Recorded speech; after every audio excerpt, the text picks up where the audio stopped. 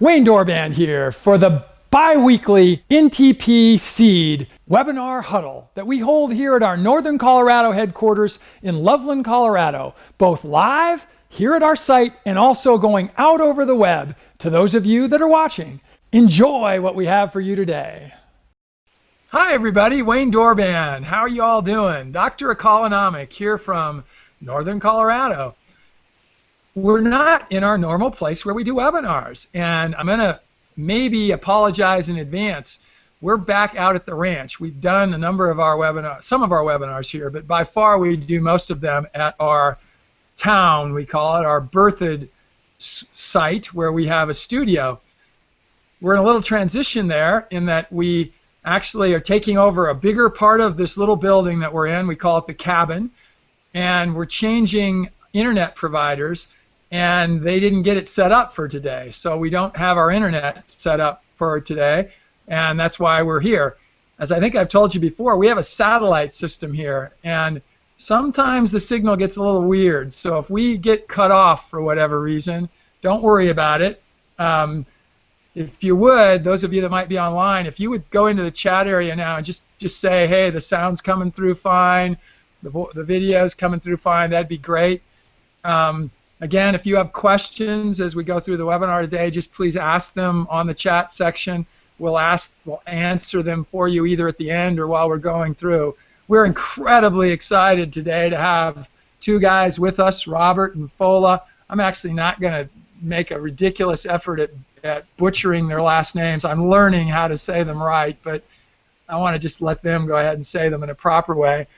I'm excited about it because they're not just guests of us here on the interview today and on the webinar, but rather they are now our business partners, really. We are totally excited and dedicated to helping them with the project that they're going to talk about in our webinar, Lavrov Farms, which is a aquaculture project in Ghana.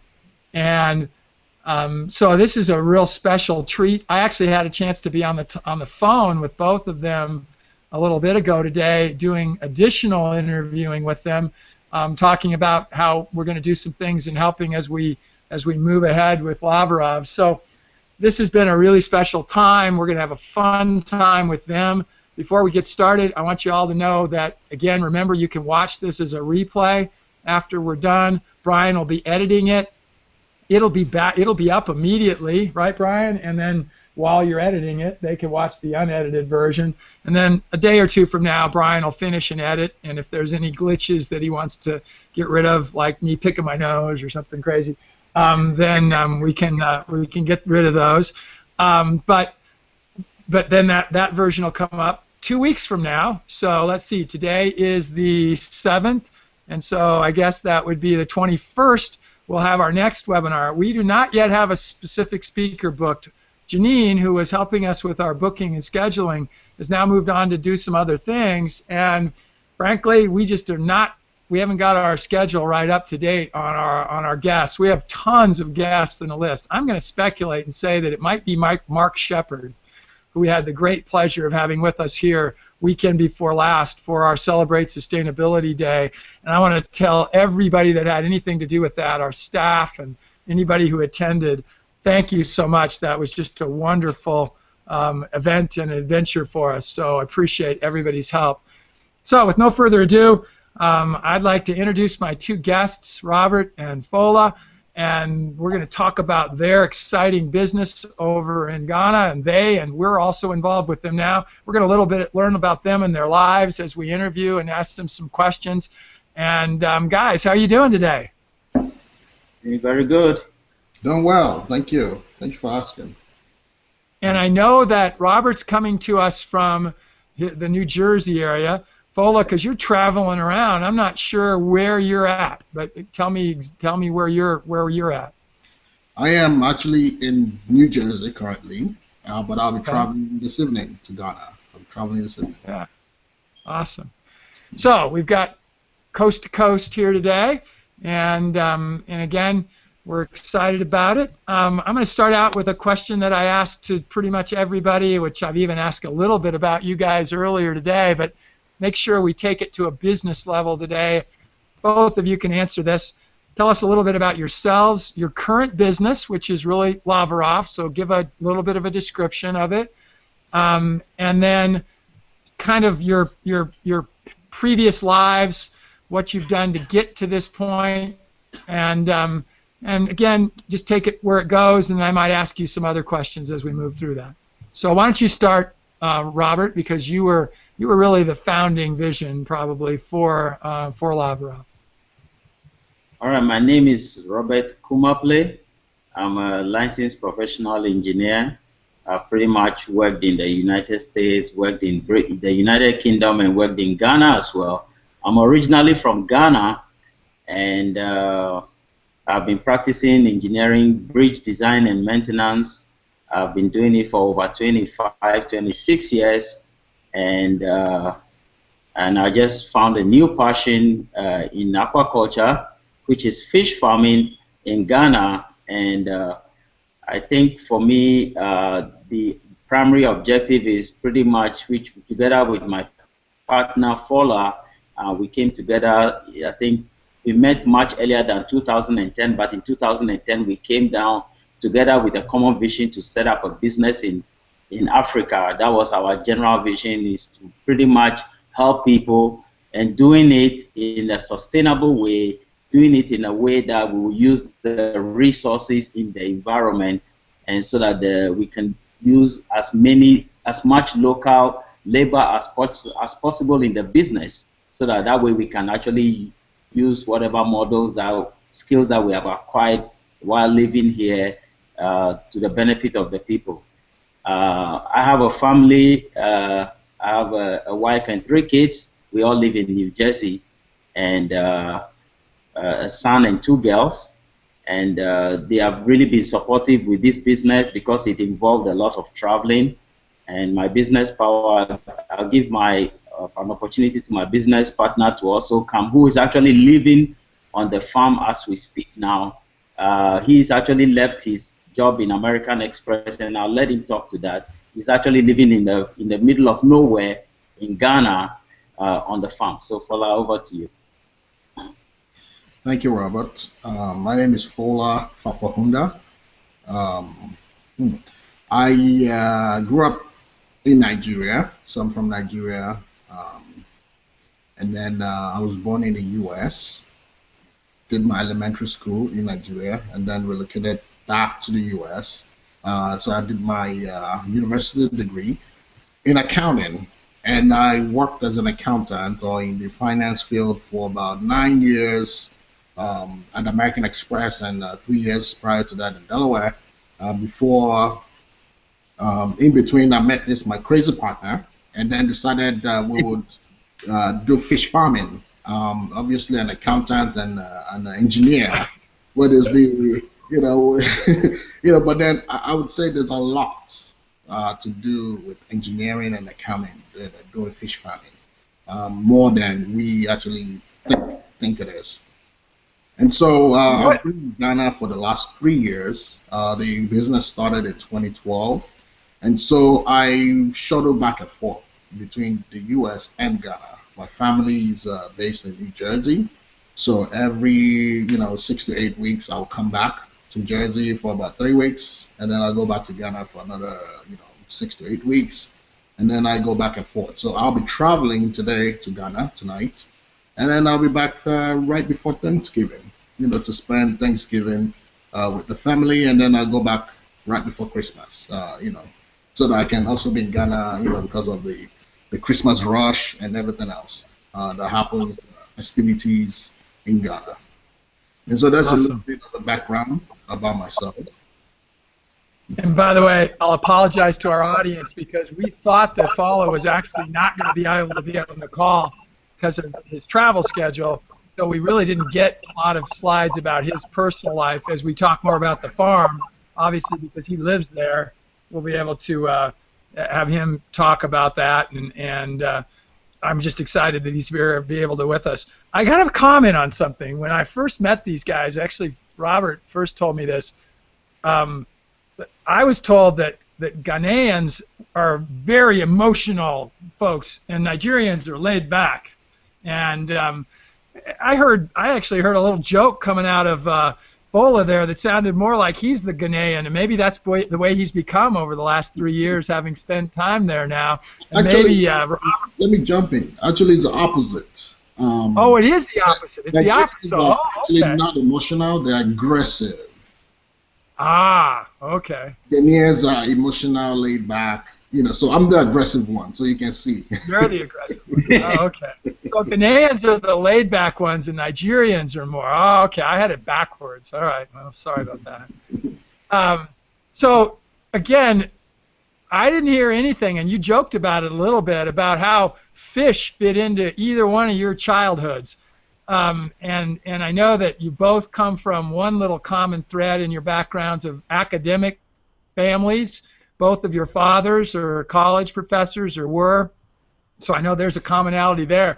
Tell me how fish, if anything at all, or agriculture broadly, fit into your lives. I think you both grew up in more urban scenarios and such, so there's not a real obvious tie there. Well, Robert, why don't you start? In a way, growing up again, my dad he passed away about 10 years ago. So he was a Greek engineer, agricultural engineer. So more along the lines of irrigation. So growing up, I was always with him at the farm, doing some sort of experiment, trying to grow some crops using irrigation. And so I kind of grew up around the farm, but I never anticipated, fish farming by the water. This is totally different, but in a way of growing things and seeing life come, I've always been around that. We always had chickens running around the house. We always had the rabbits and some goats. So that part of it fits. That part fits. How about you, Robert? What was there in your? Okay, so my father originally came from a fishing background. So he's from the southeast corner of Ghana, which is right on the Atlantic Ocean. So I was, and every vacation, summer vacation, he would send us to go and do national service, he called it, where we spend time in the village. So I was pretty much used to fishing in the very traditional way of pulling the net to the shore, and I've always had a passion for fish. It's always been, I love water, so I've always loved water. So I was not very good in school. So everybody was kind of worried that I may end up actually being a farmer, which my dad would say once a while, that, man, if you don't work hard enough, you're going to be a farmer. Well, I guess before he died, he got both wishes, right? I became a farmer and an engineer, which was what he wanted me to be in the long run. So Yeah, and I know from another story you told me earlier, we may not have time today, but at one point you thought you wanted to be a doctor. So there was even another phase in your life there. So here's a fun one. When you were, and let's start with Fola on this one. When you were 15 years old, and it was a Saturday, you didn't have to be in school, or whatever the day of the week you had off was. I know you both went to boarding school, and maybe that was 6 days a week or something. But you didn't have to be in school. You could be doing whatever you wanted to be doing. What would you be doing on a beautiful Saturday afternoon, when you were 15 years old? To be totally honest, I was in boarding school then, and boarding school is all day. I mean, you go for 3 months at a time. So we're there from Sunday to Saturday for 3 months. And in all honesty, on a Saturday, I was probably trying to chase some girl somewhere. I'm being honest. I was thinking I had girls on my mind at that age. Studying was after the fact. But I think along the lines I got it right somewhere. How about you, Robert? Well, I was quite mischievous, and I have to tell you that when I was ready to have kids, I was praying to God that He would give me a daughter, because I felt that girls might not give me as much headache as I gave my dad. So on a typical, again, I was in boarding house as well, but when boarding house was really a strict environment, your life was regimented just like a military camp. But if we went home, we would once a while. You know, I love soccer a lot, and I'm sure you all know Ghana is one of the big soccer nations. So I love soccer. We play soccer, but we always had to run away because the parents were scared about us getting hurt and getting bit by snake. And also would run away and, you know, jump into some nearby river, have fun. And on one of those escapades, one of our colleagues actually got drowned, and we couldn't come home because we knew what was waiting for us. But the parents, that was actually a day that my dad was actually very compassionate. He was actually, you know, said, you know, I feel bad for you guys, but never do this again. And next time, just tell us where you are. And, you know, that was it, really. Wow. How about today? It's the same situation. It's a beautiful day on a Saturday or a Sunday. You don't have obligations, you know, other than you've got your family, let's say. What would we find each of you doing? Fola, let's start with you. What would just a day where you didn't have a lot of other obligations, what would be a thing you'd be doing for fun? So I cherish when I am around and I do get to spend time with the family. I have a son and a daughter. The daughter is 1 and my son is 4. You know, so we're always doing something, you know, outdoor, going to the park. You know, maybe there's a birthday party somewhere, but it's a full day of affairs with the kids, with the family. And these are one of the little moments that I cherish because I mean, I'm always I'm always traveling. So when I'm around, I want to make sure that I touch them, they're close to me every single time. Great. How about you, Robert? Well, we have a non-profit organization called My Gateway to Overcoming Autism in Life. That's because my son has autism. So, and that has a lot of work to do. But beside that, I like to have my glass of wine, and I like to barbecue when I get a chance, relax, but spend time with my son because during the week we don't really have time. You're running all over the place to your 8 to 5 job. And so we like to spend some time at home, relax with the kids when we don't have other support groups to help other families. You know. By the way, I think you told us a little fib, a little story, because we're looking at a slide possibly now of this young lady and the young man with her. I think that's your daughter, and you were trying to tell us it's your wife. That's actually my wife and my son and my lovely son. I know that. She's lovely, and she's going to pass on those young genes to your kids. So thank you. Yeah. She's gonna love you. I actually get that all the time. So let's now stay on the youth side, and I know there's some slides here. And again, Fola, we don't have them for you, but I'll ask Robert first, and Brian will be able to pull these up. Tell us about a person in your youth that really influenced you, that has caused you to make some of the life choices you make today. And if it is one of your parents, tell us that, but then maybe even give us another person if there's an outside of the parent group. And I think you've actually told me about one. I think you had a teacher that had some influence at least. Exactly. So I would say that in my earlier years, that was my father. Like I told you, he came from a very rural background. His father died very earlier in his life, so he was raised by his mother. So one of the things he was passionate about, because he knew that he got an opportunity in life, he made sure that we didn't take the exposure we got for granted.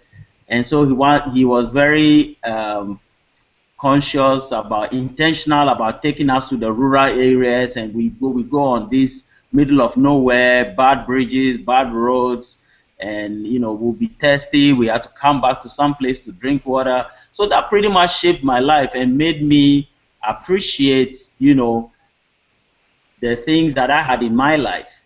And I think that really shaped my life. Now, and you go into those villages, sometimes you see kids under the tree, kids in a thatched roof. To cross the bridge, we had to say a short prayer because some of those bridges could easily fall apart. In my high school, or in middle and high school, which was a boarding house, as I said in my earlier years, I was one of those kids that was not particularly smart. So I had a certain I was self-conscious. But I remember in a history class, there was a lady called Miss Quive in a school called Mauli School. And she came and taught us history. And immediately after, history has a lot of dates. So she would ask questions about, when did this happen? When did that happen? And I was the only kid that was answering the question. So she just, just blurted it out loud saying, I thought they said you were not smart. Said, you are really an amazing kid. I've been teaching this class for several years. I've never met a kid like you. That was the moment that changed my life. Just hearing that, the lights went off and I never looked back. And since then, I moved up to be the top 5 until I left that school. I have colleagues now, we go online and the first thing they say is they call me one of the brainy kids, and I'll smile because that's not what I was used to prior to the body count. You told me earlier that in a class of 33, you would be number 30 in terms of the bottom, correct. Near the bottom. Yes, that was. So how about you, Fola? Fola, how about you? What about a person that influenced you in your younger life, both a parent or an outside, if there is one? So, as always, growing up, I lived. My father and mother were together. Growing up, my father, had lymphoma, I think cancer of the lymph. I actually got to know that later on, much later. And so it affected his spinal cord, and then he couldn't walk. So for, I think maybe after 9 years, this was 1986 or 87, thereabout, he was on a wheelchair. So my formative years was watching my dad, go through this transition of being able to, walk and do everything. I mean, I'll see old pictures of them, you had it all, and then now you're now confined to a wheelchair. A lot of his friends deserted him. We'd only see 1 or 2 people come back. But then one of the things that got me, and even to today, when I'm doing business, I think about is, no matter what, we all go through. God, as long as we have God there, in our side, we can withstand whatever situations we find ourselves. And so that a lot of my thinking is shaped around those areas. But then as I got older, I had an uncle that also, played a very big part in also, my business orientation. Very smart. I think he finished first class in his set. It was a short guy, so it wasn't like maybe he was tall or anything like that. But very smart and very business oriented. And so growing up, I always looked up to him. And I mean, I'll follow him during holidays. I would always go, to his house to make sure that I'm around him.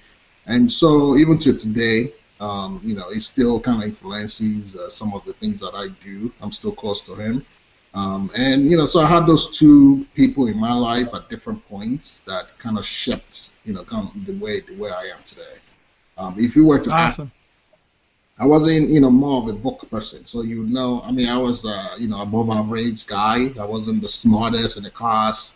I didn't want to be the smartest. I never strived. But, when it comes to the business side of things, that's where that's where my passion is. And I've had all kinds of business. I mean, I paid my way through school by selling cars, buying and selling cars. That entrepreneurial spirit has always been, in my blood.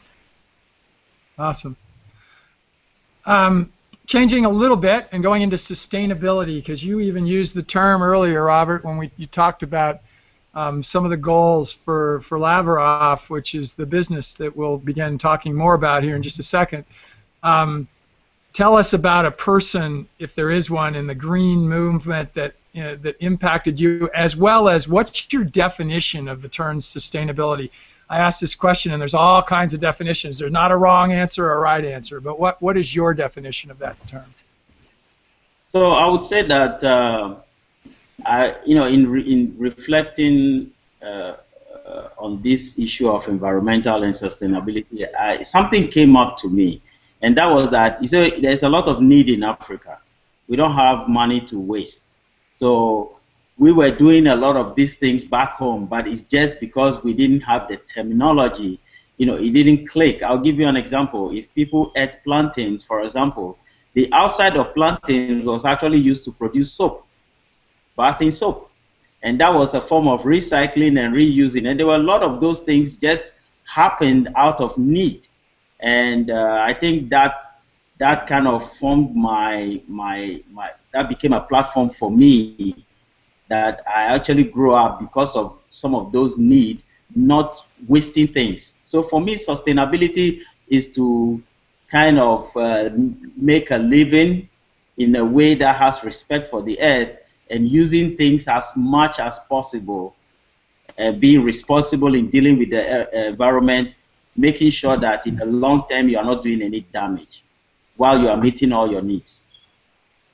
So who actually is influenced? That influence, I would say, prior to my coming here, it was probably the people back home, now that I reflect. But here, the first person that actually caught my attention was Al Gore. And he actually started talking about being responsible with the environment and the green gases, and he actually began to wake me up. And after listening to him, that's when I actually began to refocus on the environment, and that's really the truth, and that's, surprisingly.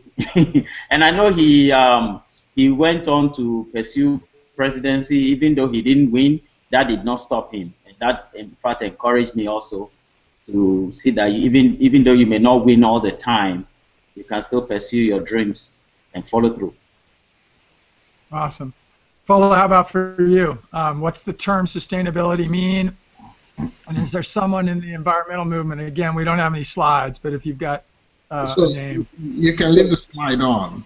It was funny because I didn't think I got the questions, or if I did, I was not thinking I would be on the call anyway. So I was just thinking about it, the word sustainability, and Al Gore came to my mind also. So you see, great minds think alike.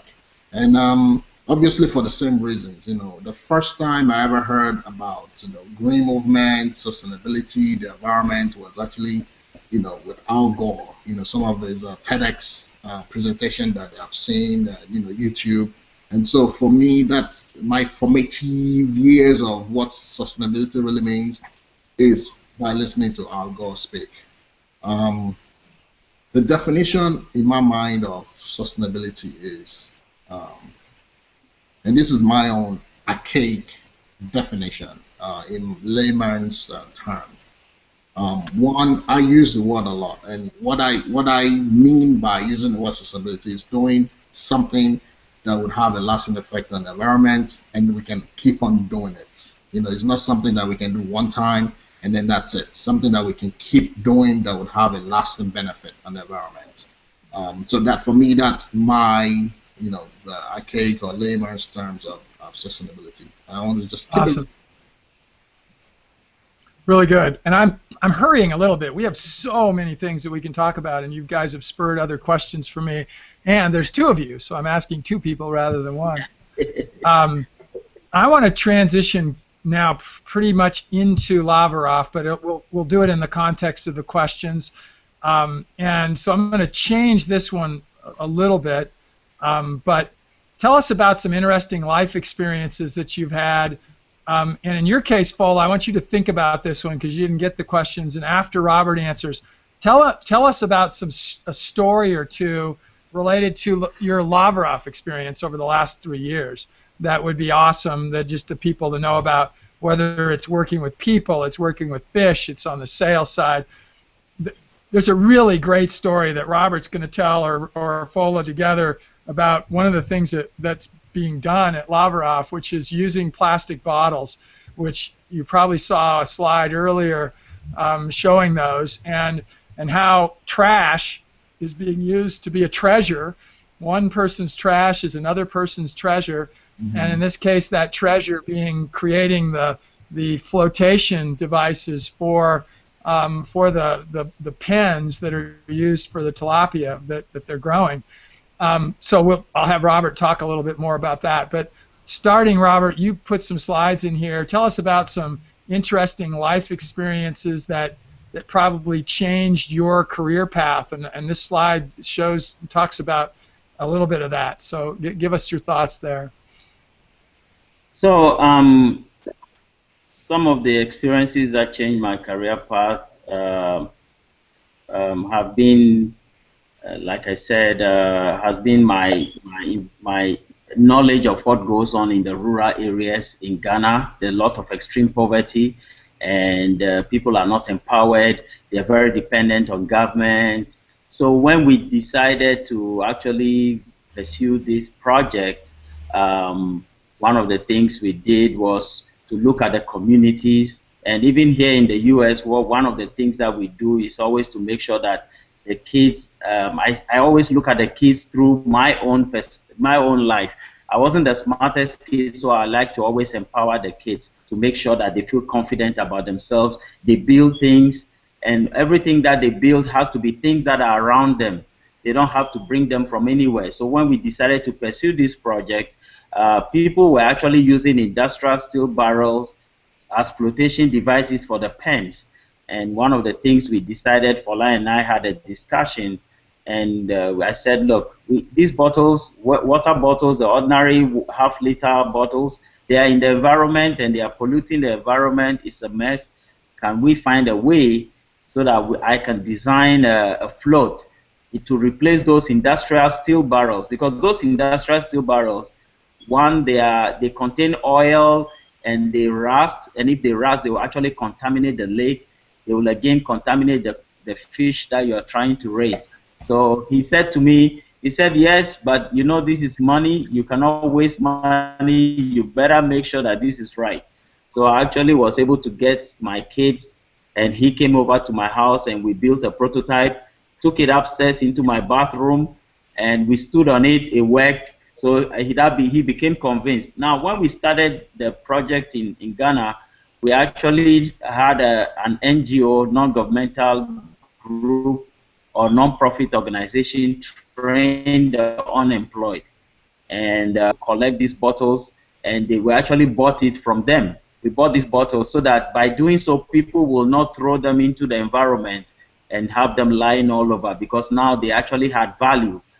The interesting thing that once we built the cages, we were saving $3,000 per cage for a similar product. So we actually did not waste any money by doing that. So we made sure that we did that, and was able to really yielded a good result. However, the interesting thing was that we were able to get the natives to be employed in collecting the bottles, and also as well as manufacture the floats, which brought new job avenues for the people in the villages. So that was those were and it was nice because you were able to see the joy in their faces. You saw them earning money that these people were farmers, and when the season was over, they didn't have any job to do. So it was interesting to see these people actually begin to have a year-round employment, and you could see the joy in their faces, smiles on their faces, and that really brought joy to my heart. Tell me about one man in particular that I think had a dramatic change, something about a truck. Oh yes, there's a gentleman who actually approached us after the training, and he actually came back, and said, look, how can I really do this and benefit from this? So we were able to tell him to actually approach the airports.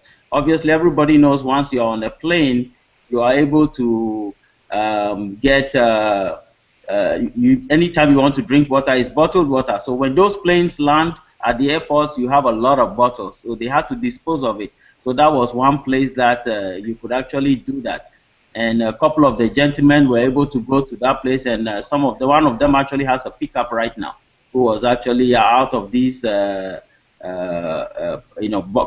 Waste bottle collection. Awesome. Fola, you've had enough time to think about this a little bit now, so tell us about a story from Lavrov. And again, everybody remember, this is a guy who is an accountant working at American Express, who is now living in Ghana for the last several years, running a fish farm. That's an interesting transition. And so you've got to have one or two interesting stories about an experience you've had. I have, thank you. I have a ton. I mean, but we don't have the time to go through every one of them. Some are very interesting. You would laugh and roll on the floor. But the ones that resonate with me are as follows. The first night on the farm. I'm in the middle of nowhere, and I'm sure if you see the map, where the farm is, it's really, really, you come from the city and you go all the way to, you cannot go any further. And if you were to go further, you'd be in the water.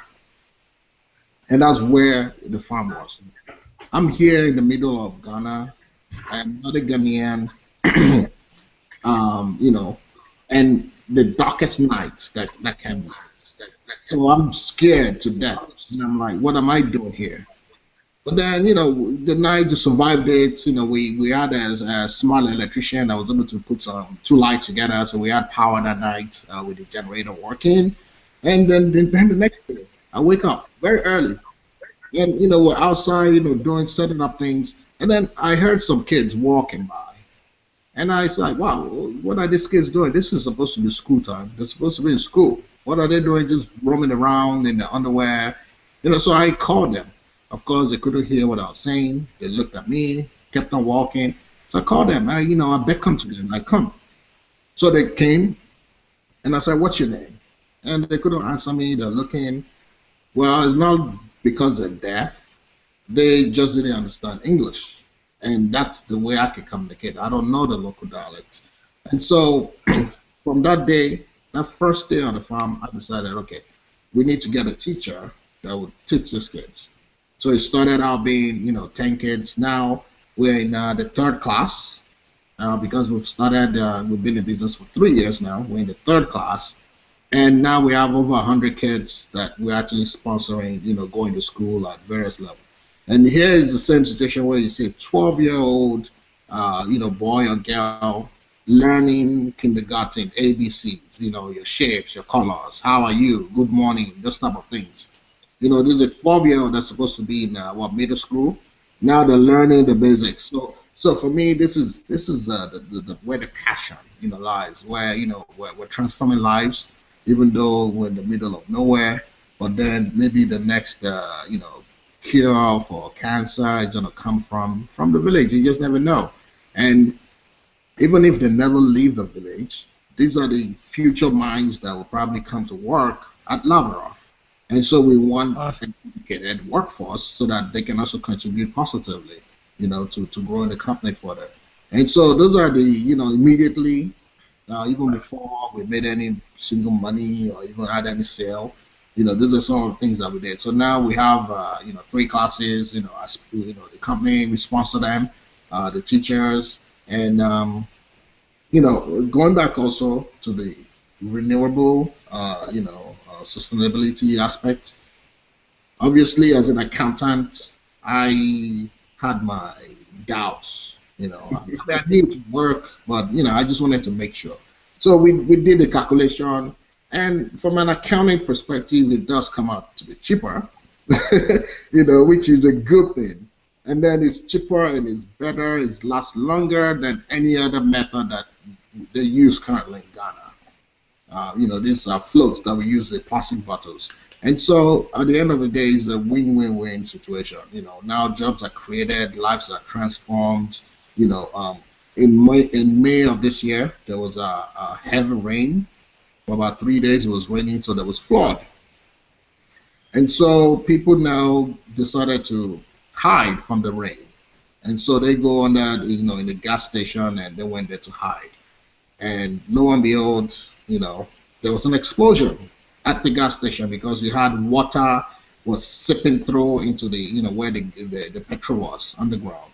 And so there was a fire, and then the whole thing exploded. Lives were lost. People died as a result. And then The next day, when everything was over, they had a state of emergency. It was on the news. Then they started this, rebuilding effort. And one of the things that came out of there was trash. And if you see the trash, bottles were about 90% of the trash. Bottles that were clogging the waterways, so the water couldn't run through the drainage system, and so it resulted in flood, and then lives have been lost. So, what we're doing and what we're using is not, we shouldn't take it for granted because lives are being saved. It's almost like a mission. Lives are being saved because we're using these bottles. We're taking away from, the drainage system, from the environment, and I'm sure there's some slides in there of the, the waterways, the beach. Where, these bottles are, these are where people can be having fun, but now it's full of bottles. So people cannot even have a normal, normal living. They can't enjoy their life because bottles are all over the place. So this is one of the things that, makes me leave my family, jump on a plane and go and say, okay, I might not necessarily be doing a missionary work, but lives are being changed. People are getting a good source of living.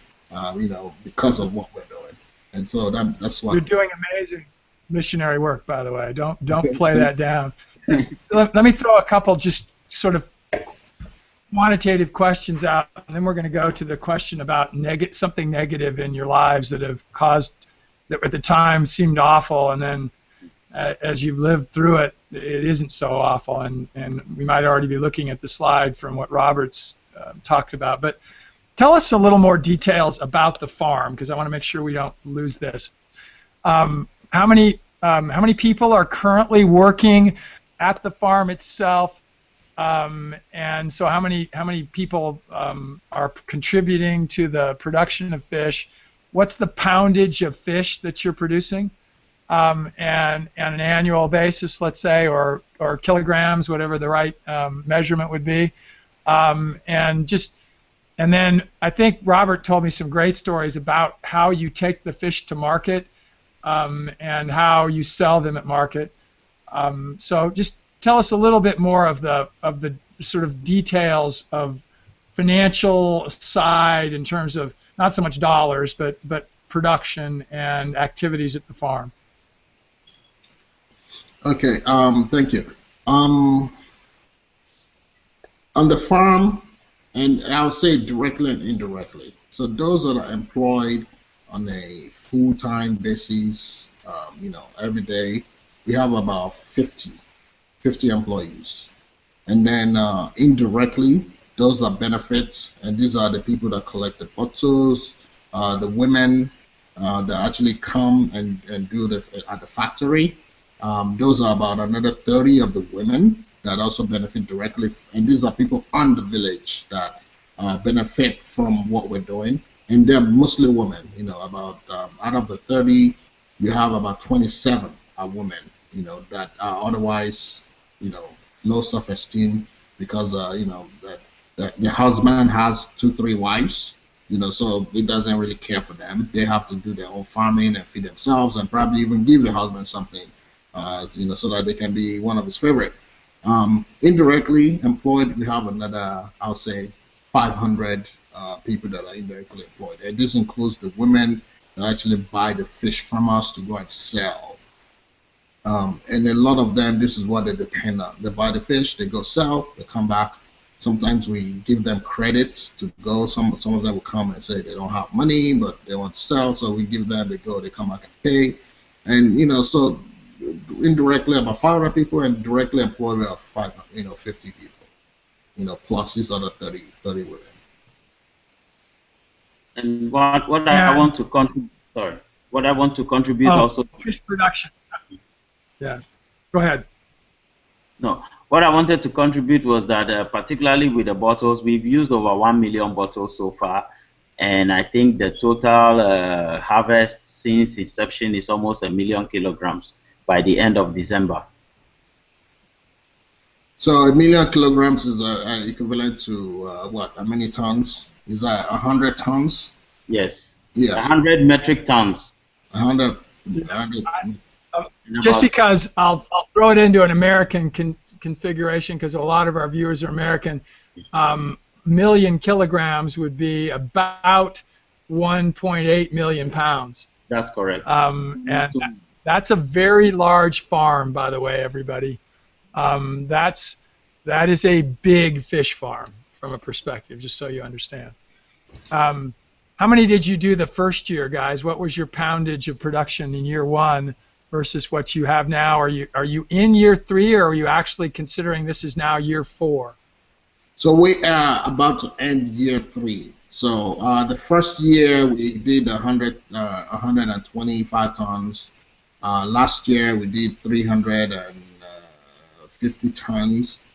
This year we're slated to end with about close to 550, almost 600 tons. But Okay. obviously it's not been an easy journey. No, I hear that, and we're going to talk a little bit more about that here in a second.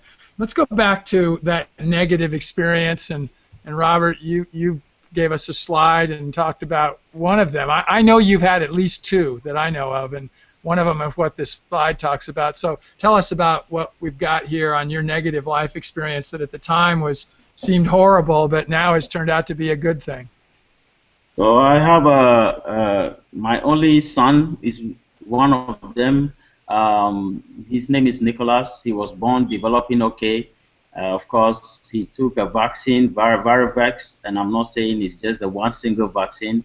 I have my own theory. But anyway, he had 2 weeks of fever, and the boy that was speaking lost speech, dear to my heart, and that just traumatized me, and it really affected my marriage. We were almost at the point of falling apart. And I woke up and I said, instead of directing this energy at the 2 of us going back and forth and fighting, why don't we really take on autism as our enemy? So we set up a non-profit organization called My Goal, which is an acronym for My Gateway to Overcoming Autism in Life, to provide resources and programs and grants to families that are impacted by autism. And just last weekend, we had our annual gala dinner dance, and there were almost 200 people showed up.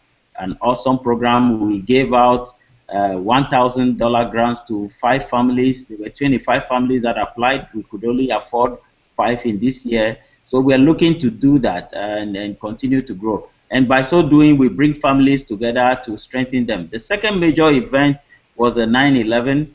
I was actually on the 74th floor.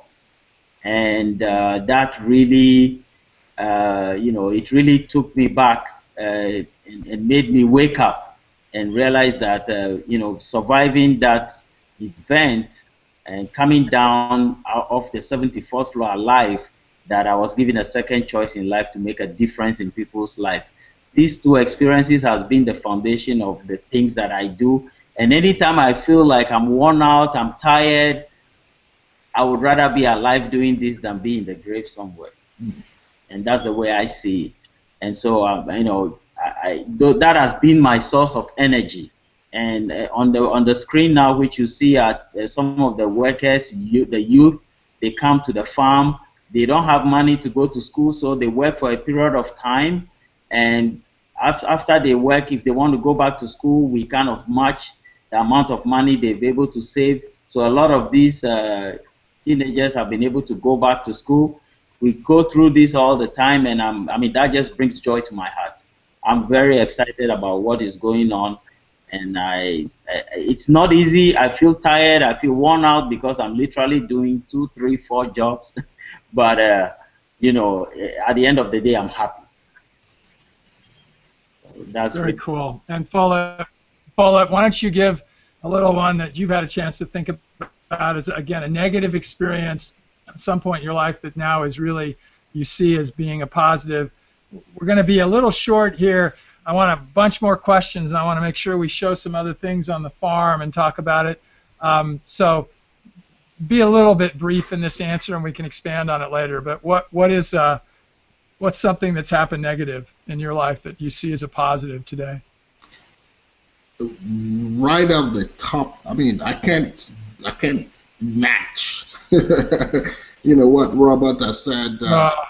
Sometimes when you see what people say, you just keep quiet and say, you know what, Mine is not a problem at all. And even besides that, I really cannot think of anything because I am a kind of guy take everything in strides. And really, I really cannot think of anything. That's fair. We'll just stop it at that. I really appreciate your view there because again, I hope everybody heard it a little bit, and we'll talk about this with Robert more another time. But he went through a situation with 9/11 that is pretty amazing, everybody. So anyway, in our last few minutes here, again, if you have questions, please make sure to ask them here. And I know we have Mark over in Bangladesh that's involved on with us here, and he's a lot of times got some questions, and so you might throw those out. Let's just talk a little more about some things that I actually know about the farm. Tell us the story, Robert, about why it's actually dangerous at times to be selling fish, and why you use a system even involving text messages and such when you're taking the fish to market. So when we learned a very quick lesson once we started producing the fish. They were what they call the market queens, and these are pretty much the mafia of the fish market. So they would come and they pretty much shake you down, and by that I mean when you harvest the fish, they will say, I'm going to buy the entire cage. You harvest the cage, and they are ready to walk away, and you are left with the fish on the hand. So, and once they buy the fish, at that point you are willing to get rid of the fish, so you sell it very low, and they go back into the cities and they sell it at a very high price to these women that Fola was talking about. That's all they retail the fish, and that's all they make their living on.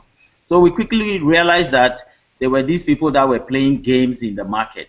So Fola did something that was very innovative, and what he did was he started harvesting the numbers of some of these ladies, and he created a database. So anytime and then he set up a sale point in the city. So these women will come to this location, but before he gets the fish to the town, he will send them a text message. And a lot of these women are not educated. But what happens was, once they see the Lavrov, they know that Lavrov is selling fish the next day. So they just recognize the characters. And I think, if I'm not wrong, and correct me, Fola, he has about over 350 women in the database and counting. So this has now pretty much eliminated these women that were the mafia of the market that were hustling both the farmers and the fishmongers.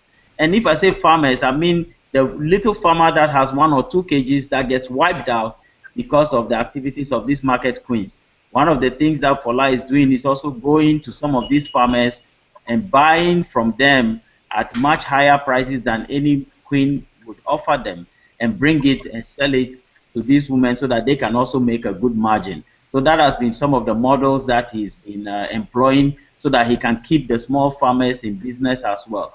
You can see in the picture that was posted a little while ago that our container, our sale point, again, about sustainability, is the shipping container, refrigeration container, and then you have a 40-footer that was used to build the sale point.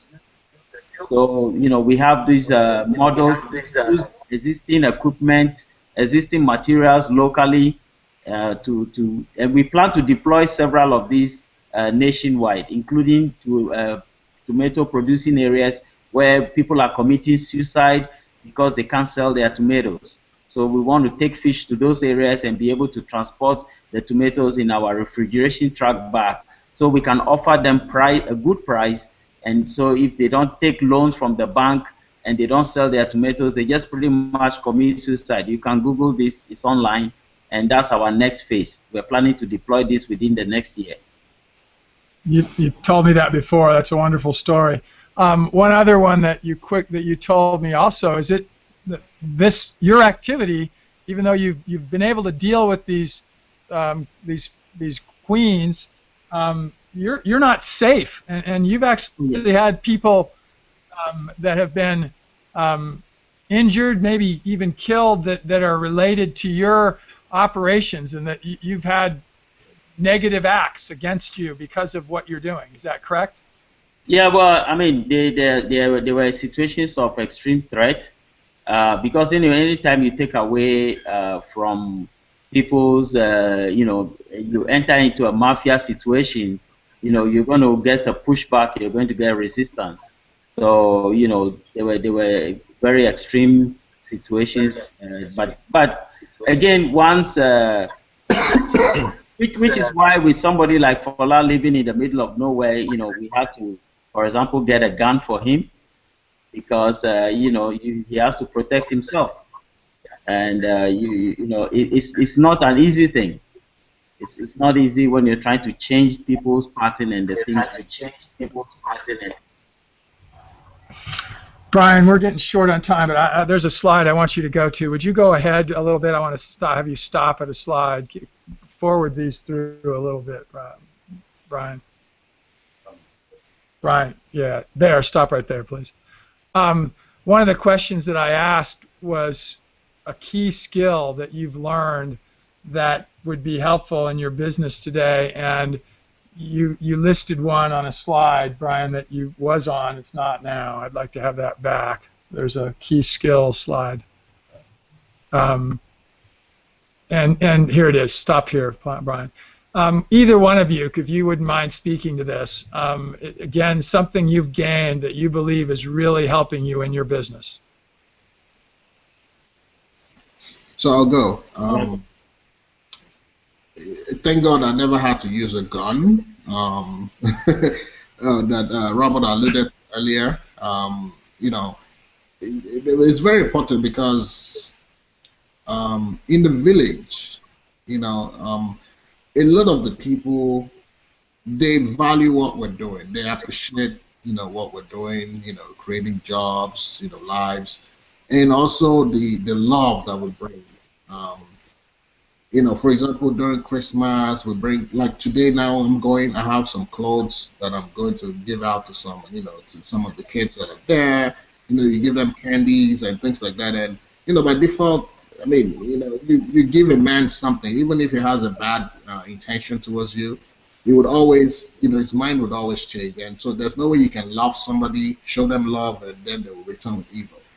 After a while, the mind gets changed. Now, that doesn't mean that we've not had our issues, with theft and things like that. People just have bad intentions, but we're dealing with them, and it gets exposed. Even before this happens, people come to us and say, hey, some people are planning, you guys should beef up your security because, some people are planning to come in the middle of the night to do this and that. And so, we have that relationship with the people, that, that's my definition. That's my take on it. And Robert, if you'd speak to this godly wisdom slide that we have here, which is something you're saying as a key skill that you've learned, and it's very similar to what Fola just said, but maybe give your thoughts on it. Right. I guess I think the bottom line of all this is love, and that we learn to love one another, and there is no situation love cannot conquer. And so everything that we do, for me, has to be founded in love. And that love is the foundation. And by doing that, you can now let the people know. And I think anytime you meet people's needs, you can now sit them down and show them new ways. You can show them new things that you want to do. And I think biblically, for me, this has been my inspirational verse. That, we love one another and love all men. And so that, by doing so, you can actually show them there are other things about life. And when people are hungry, you can't tell them any other thing. They won't listen to you. But if you meet their needs and you show them in a loving way, they are able to see that, and they are able to actually get closer to you. Like Fola said, as I'll round up, we actually have the villagers themselves give us intelligence when people are trying to come and trying to do bad things or slash our nets. They actually give us intelligence ahead of time because of the school. The women are given chance to drop their children off at the daycare so that they can have employment. That, you do things like this, the women are the first to tell you some of these things. So, by just expressing love, which is not common in business. Business is to make money, go hard, don't show any compassion. That's the normal business way. This other business of you haven't made a penny, but you are paying a teacher to teach children when you haven't even harvested. It's not normal. But that is a true love. Awesome.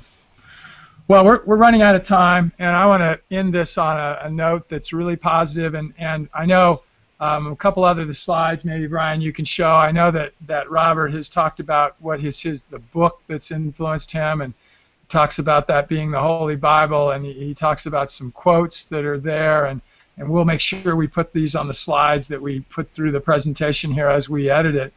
But I want to just throw out my thoughts, and then a question to end this with both the guys, which the question, I'll let them think about it for a second, is what can our listeners do to help you guys? What can people that are listening to this do that could be helpful?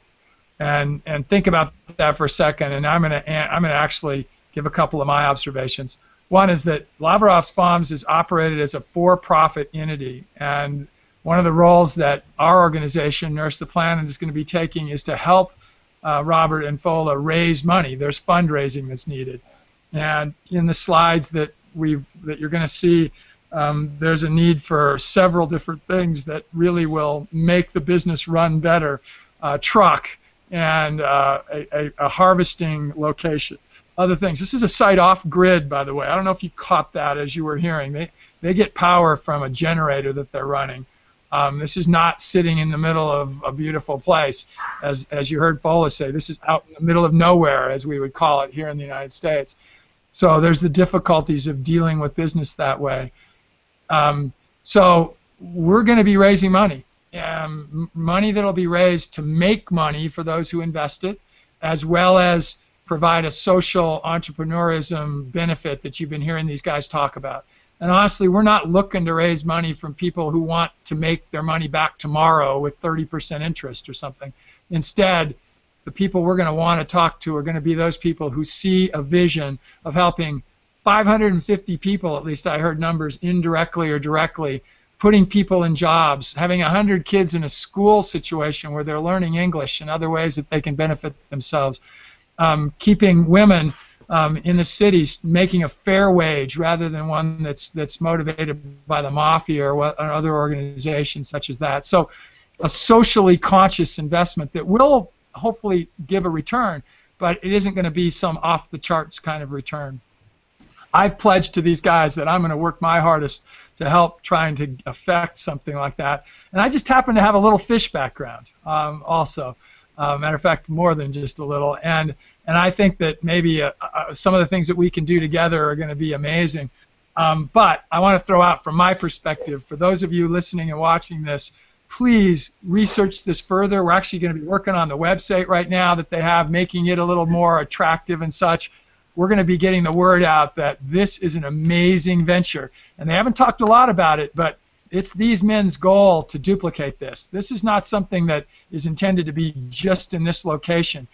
They even said a little bit that they chose Ghana, but this could be in Ethiopia, this could be in El Salvador, this could be in a lot of places in the world where the same kind of a circumstances where people need to have a way to make money, they need a way to feed themselves, and they need a way to improve their standards of living in a reasonable, in a conscious, sustainable way.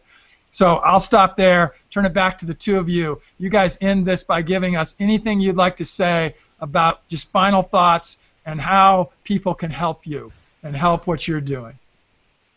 Fola, you go ahead. Okay, so I would say you can visit us. Our website is www.laveroff.com, LAVEROFF.com. To give a little bit more information, or at least some sort of contact information, we are seeking now to raise funding for the expansion of the business, and as a result of that, creating more jobs, collecting more of these bottles, from the system, giving more jobs, and also even expanding our community development initiative by building. And there's a slide there that shows the architect rendering of the building that we've designed. It's going to be a full-scale building, with everything, it's giving our kids, these kids, the same chance that our kids here have, or in developing countries, have. Um, so we're looking to raise money. The amount of money, is in the tune of $1 million, for the business. But the community side of it is, obviously much lesser than that. I just wanted to put it out there. But we're seeking funding, through, friends, families, partners like you, and also, any fund that is out there, geared towards social impact, funds, private equity funds that are, social enterprise based. We're looking also to talk with them to also, raise some money. All right. Thank you very much for this opportunity. And for me, I think what this is all for me is that I want to say that most of the time people would go out to countries, developing countries, and maybe they will spend a week out there, they will give some food, and they will walk away. Most of these people actually want to live like everybody else. They want opportunities to work, and it is our vision that we will do this in a sustainable way so that we can be there in the long haul and change lives in the long term. To be able to do that, it is not just donating a little $5 here, $10 here. What we want to do is to set this up, let it be a self-sustaining business. And in Ghana alone, even for the lake, it's 8,500 square kilometers, and a lot of rural area.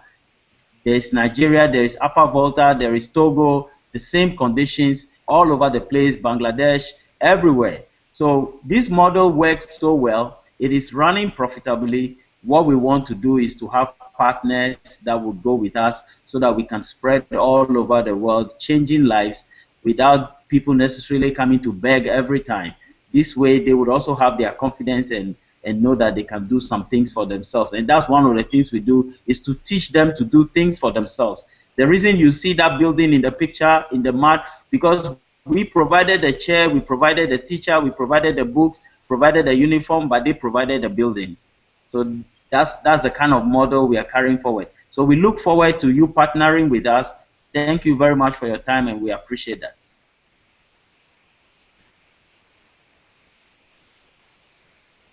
I muted myself there. Boy, I usually remember that. But thank you guys so much. This has been really fun. The replay is going to go out to lots and lots of people.